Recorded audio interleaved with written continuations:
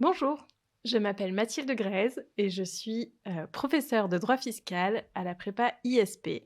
J'accompagne les candidats dans la réalisation de leur apprentissage en vue de l'épreuve de droit fiscal. Donc cette courte vidéo a vocation à vous présenter le, l'énoncé qui a été transmis aux candidats de l'année 2022, les quelques pistes de réponse, un petit peu de méthodologie et mon avis sur ce sujet. Pourquoi vidéo courte? Eh bien, tout simplement parce que la vidéo longue, qui, comprend l'exhaustivité de la correction ainsi qu'une correction écrite, est réservée aux candidats de la prépa ISP. Alors voyons tout de suite une petite présentation générale, de ce sujet. On avait, 3 cas pratiques. Un premier qui était, réservé à l'impôt sur les sociétés, un second à la TVA et un troisième à l'impôt sur le revenu. Alors, en termes de difficulté, eh bien, au-delà du fait qu'il s'agissait de droit fiscal, on avait surtout un sujet qui était très long. Sans surprise néanmoins, on n'est pas du tout sur une épreuve, courte depuis 2019, au contraire. Donc là, on avait quand même, beaucoup de questions. Des questions qui nécessitaient pas mal de rédaction, beaucoup de questions théoriques où il fallait, dérouler des conditions d'application de régime et cetera. Or, je vous rappelle que cette épreuve, elle se fait sur 3 heures. Donc, pour pouvoir, répondre au mieux, ça nécessite nécessairement, un bon entraînement. Quelque part, je dirais presque, des réponses de questions pratiquement par cœur, en tout cas dans le déroulé théorique. Et puis, on avait aussi des questions, qui me paraissent assez techniques. Dans le premier cas pratique à l'IS, on avait des questions sur le ratio Nexus, qui est le régime d'imposition, dérogatoire des produits de propriété intellectuelle. Dans le cas pratique sur la TVA, on avait, le sujet des opérations complexes. On avait aussi des questions de TVA sur les aides interentreprises, dans lesquelles on ne trouve pas forcément la réponse dans le code général des impôts qui plus est. Donc à mon sens, c'était là le niveau de difficulté. Mais il faut aussi relever quand même qu'on était sur un sujet qui, ne comportait pas de questions pièges, peu de questions équivoques, voire pas du tout. Pas de questions à tiroir, donc quelque part, le candidat est bien guidé dans la démonstration à apporter. En termes de notation, dans la majeure partie des cas, on est à 2 points pour chaque question, parfois 1 point. En tout cas, ça, c'est plutôt une très bonne chose. Ce type de barème est plutôt en faveur du candidat puisqu'il n'est pas cornérisé. Contrairement à certains énoncés des années précédentes où parfois vous pouviez retrouver à 8 ou 10 points sur un cas pratique qui ne portait que sur un seul thème, par exemple l'intégration fiscale, eh bien effectivement, si vous en aviez fait l'impasse, vous étiez fortement pénalisé, ce qui là n'est pas le cas. Si vous ne connaissez rien au ratio Nexus et que vous ne savez pas non plus le retrouver dans votre code général des impôts, eh bien vous perdiez 2 points, ce qui était tout à fait rattrapable par ailleurs.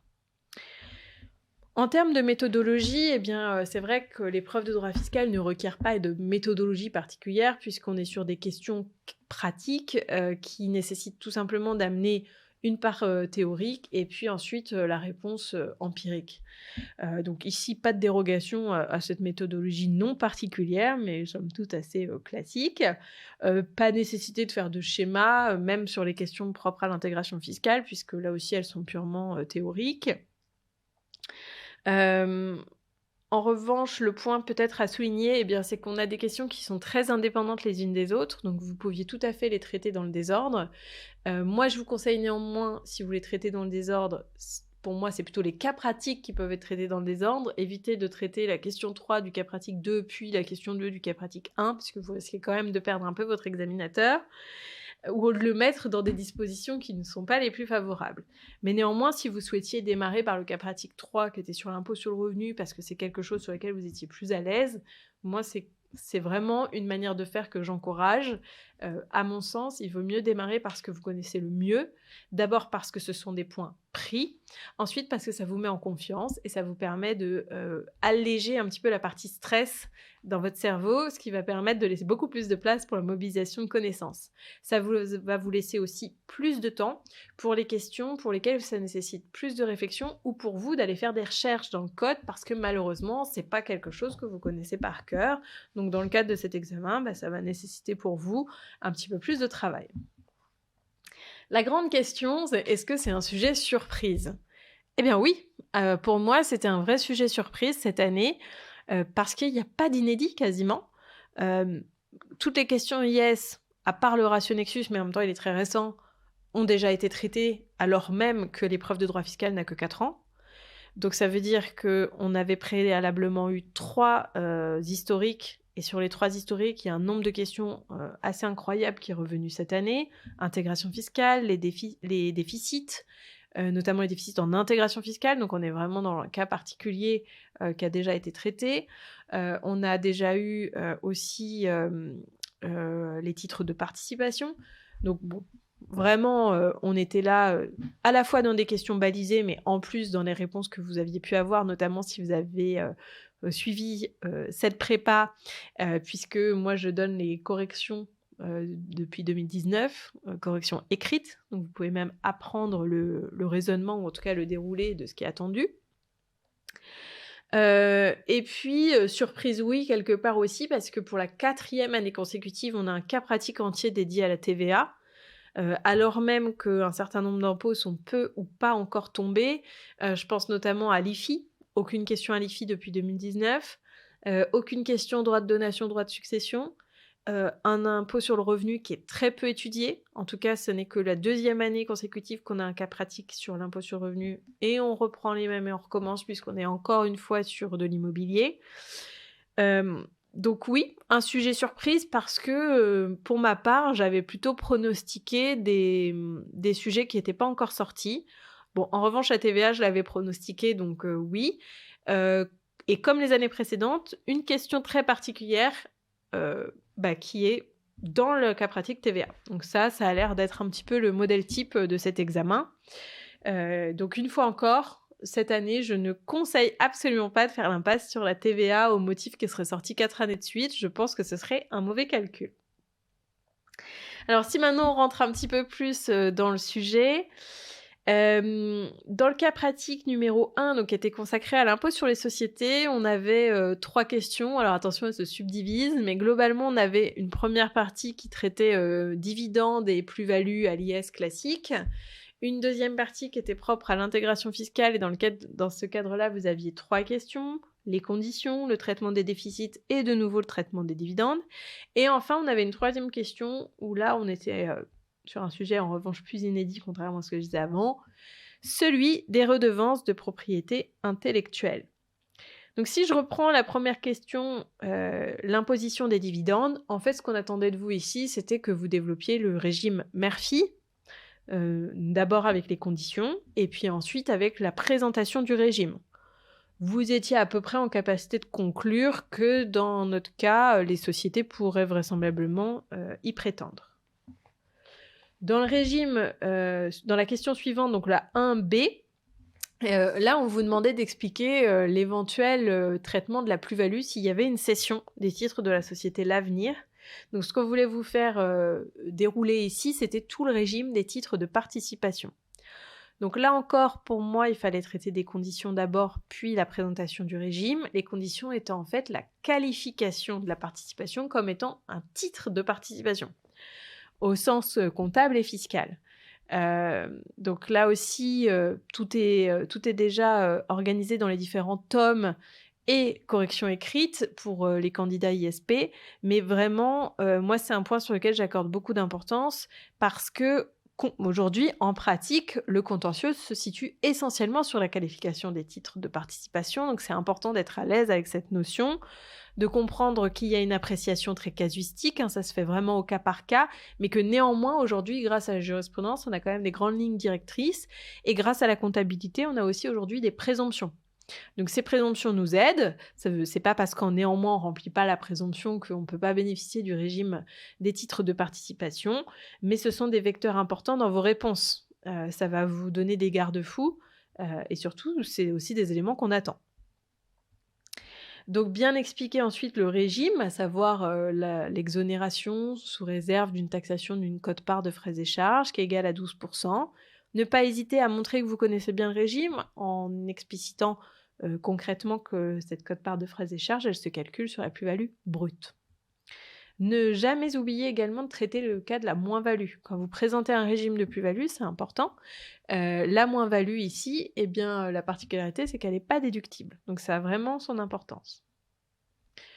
La troisième question de ce premier cas pratique, elle a trait aux redevances de logiciels protégés.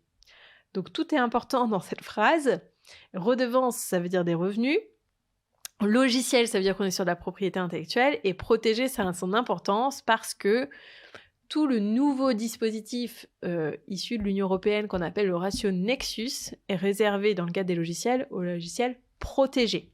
C'était d'ailleurs bien indiqué dans l'énoncé que le logiciel qui a été développé par la société mère a été protégé. Ça veut donc dire que potentiellement les redevances sont éligibles au ratio Nexus qui lui permet en fait d'être moins taxée. Ça veut dire que la société mère qui perçoit les redevances, elle va bénéficier d'un taux réduit à 10%. Mais c'est une option. Donc pour bénéficier de cette option, il faut évidemment la formaliser, mais surtout il faut bien comprendre les conséquences, les enjeux. Il va y avoir d'abord l'assiette éligible. Donc pour ça, on va avoir 2 étapes à suivre. La première, on va calculer vraiment les redevances qui sont éligibles. Donc on prend la redevance et on soustrait toutes les dépenses de R&D du logiciel au cours de l'année qui ont été supportées par la société. Et c'est seulement le résultat positif, s'il en reste, qui va être éligible au ratio Nexus. Le ratio Nexus, donc en fait, est un rapport qu'on va multiplier sur le résultat précédemment établi.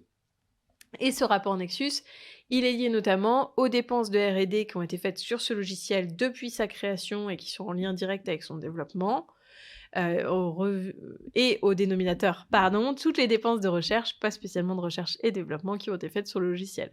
Et donc c'est ce ratio qui va permettre de définir définitivement l'étendue des redevances qui sont éligibles à ce taux réduit.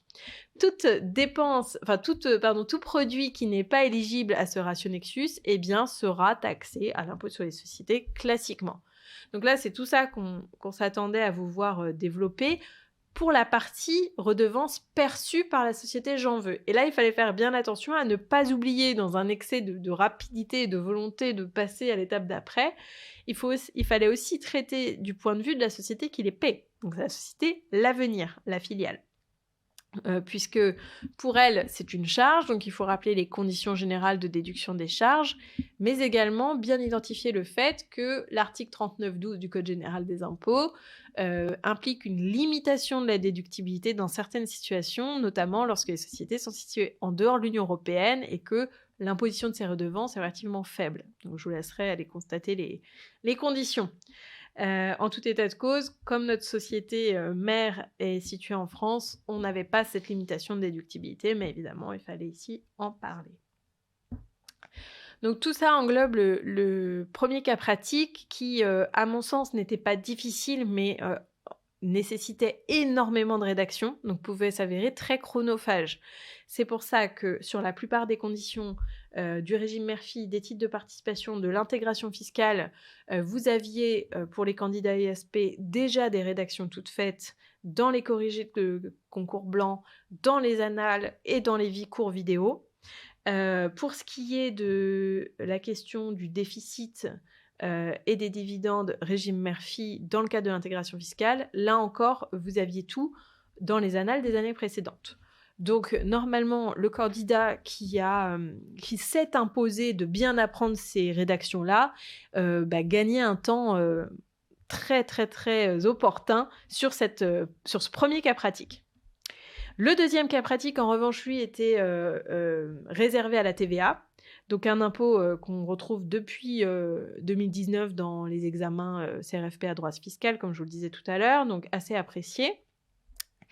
Pour autant, à chaque fois, les questions sont nouvelles. Donc on a un caractère inédit à l'intérieur du sujet TVA.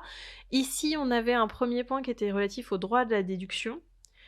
Puisque notre cas particulier est le suivant, la société est immatriculée dans un temps 1, mais ne démarre son exploitation que dans un temps 2.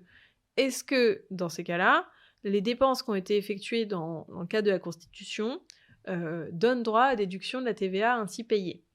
Eh bien ici, il fallait parler de la qualité d'assujetti, est-ce qu'on est un assujetti quand on n'a pas démarré son exploitation?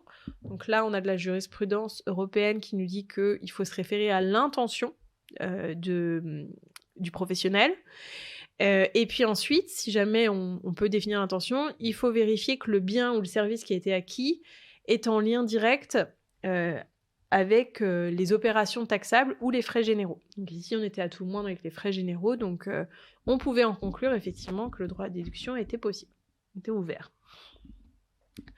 Le deuxième sujet était relatif aux opérations complexes. Donc, qu'est-ce que sont les opérations complexes?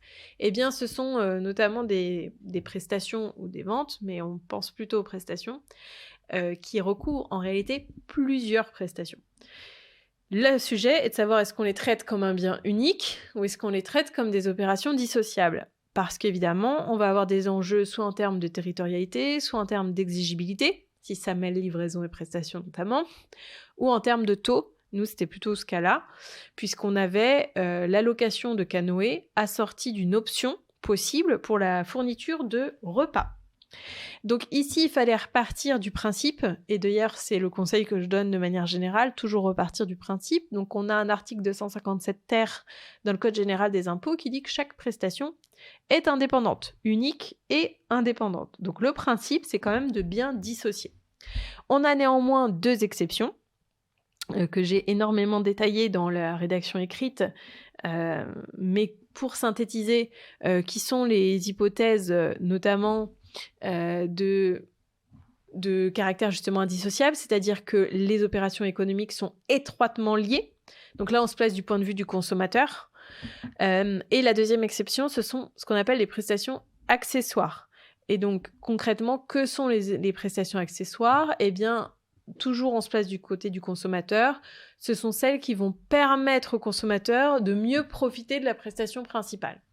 Nous, dans notre cas, on avait finalement une prestation qui est complètement facultative. On peut très bien louer les canoës sans prendre la fourniture de repas. Donc, on n'est pas dans quelque chose d'indissociable. Donc, on ne peut pas bénéficier de la première exception. Et de la deuxième, est-ce que ça rend meilleure l'activité de canoë? Pas nécessairement. En fait, c'est pas ça qui a trait à l'activité de canoë. On peut très bien amener son propre repas et bénéficier tout autant de bonnes conditions sur l'activité de canoë.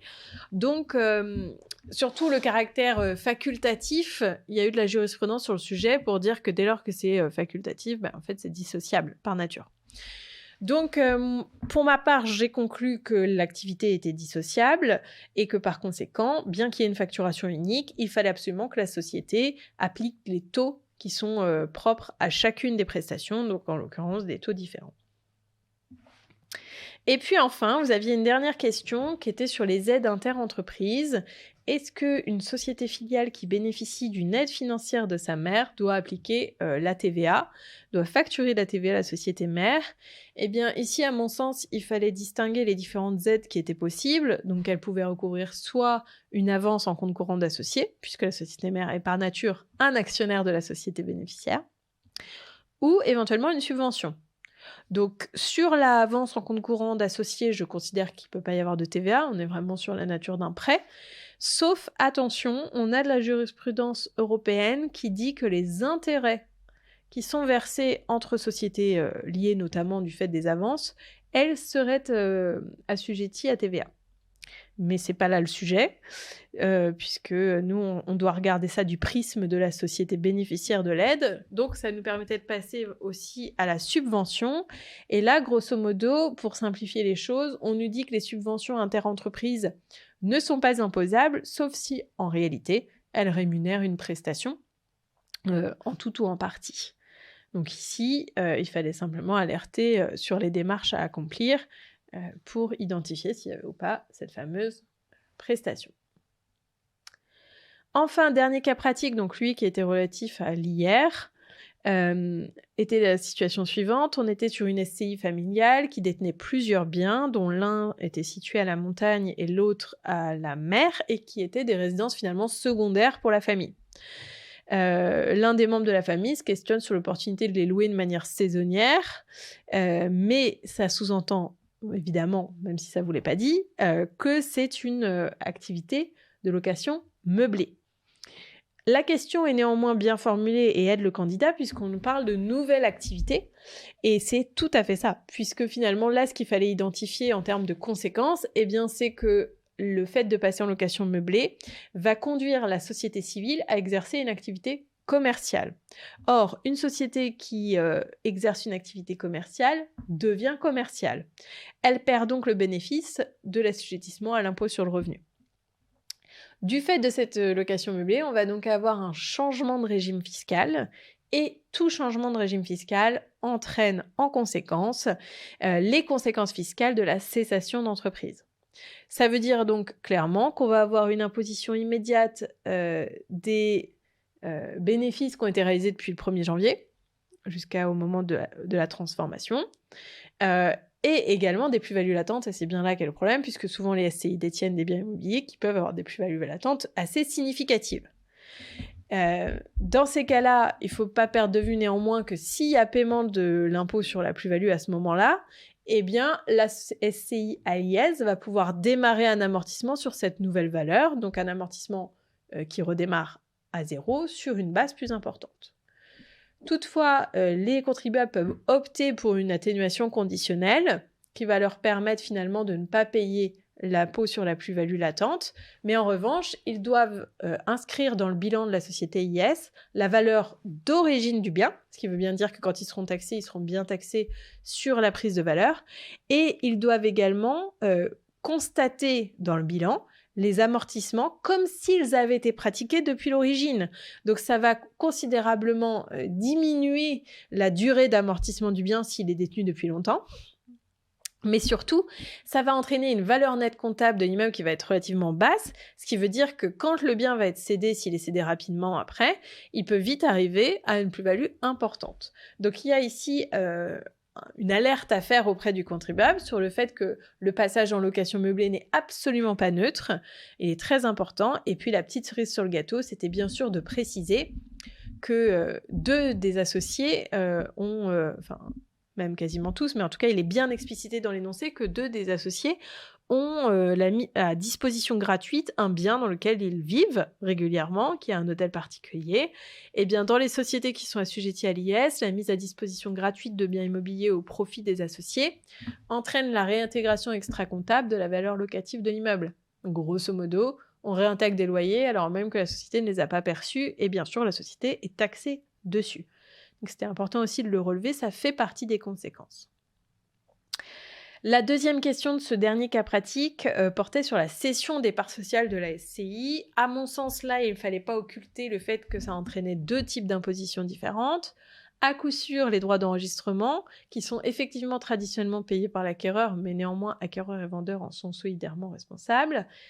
Ici, le cas particulier dans les droits d'enregistrement, c'est que, en principe, les cessions de parts de société civile entraînent des droits d'enregistrement fixés à 3% avec un abattement de 23 000 € sur la base, mais lorsque la société est à prépondérance immobilière, comme c'est le cas traditionnellement dans une SCI, eh bien ce taux passe à 5% sans bénéfice de l'abattement de 23 000 €. Donc ici, c'était important, je pense, de le souligner et de montrer à l'examinateur que vous aviez connaissance de cette particularité.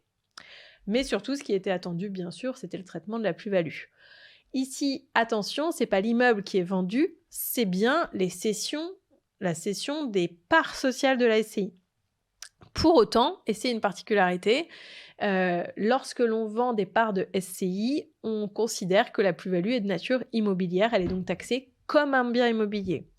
En conséquence, on calcule la plus-value exactement de la même manière, c'est-à-dire qu'on intègre les mêmes frais d'acquisition, et puis surtout, on va appliquer le même taux, qui est à 36,2%. Et enfin, ne pas oublier d'appliquer l'abattement pour durée de détention, qui permet d'avoir une exonération d'impôt sur le revenu au bout de 22 ans et de prélèvements sociaux au bout de 30 ans. Donc tous ces éléments-là étaient extrêmement pertinents. Donc comme vous le constatez, on est sur un sujet qui est quand même très dense, qui en termes de rédaction peut être extrêmement lourd, mais l'avantage c'est que avec les différentes annales, les différents corrigés qui vous sont transmis, les cours vidéo dans lesquels on fait des exercices et avec des corrections détaillées, plus évidemment les tomes qui vous apportent tout le support théorique et les concours blancs, et bien normalement en suivant le cours de droit fiscal de la prépa ISP, vous serez prêt pour le prochain examen. En tout cas, je vous retrouve avec grand plaisir, dans le cadre de cette préparation et je vous souhaite une très bonne continuation, pour votre CRFPA. Merci, au revoir.